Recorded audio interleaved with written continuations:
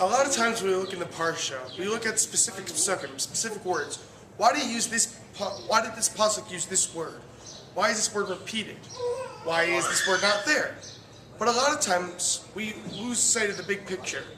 In Parshas Balak, if you look at the end of each aliyah, specifically 1 through 6, you'll see that the aliyah ends with some sort of either Hashem or Bilam, telling to either Bilam or Balak, that they can only do what Hashem wants. And there's no other thing they can do. Seems a little bit coincidental.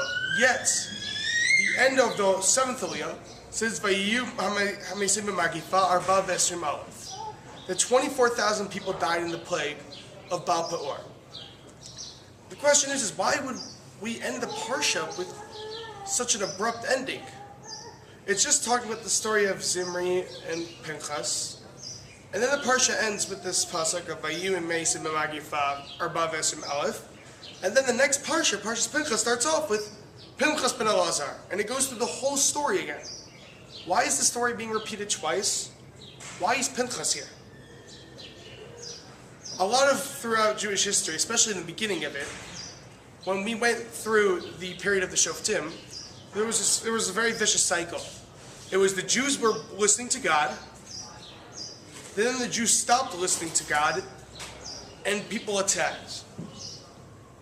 And even though at the point when we were being attacked, the people were dying, it wasn't the end. Even though it seemed to be that it was the end, there was that next part.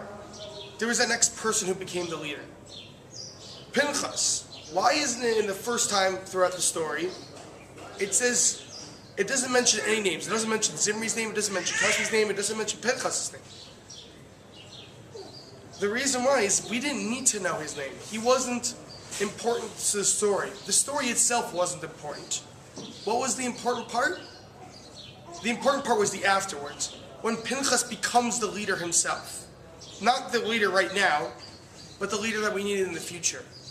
And throughout history, there are times where we're not necessarily listening to God, and yet something bad happens. And we think, oh, that's the end. That's it.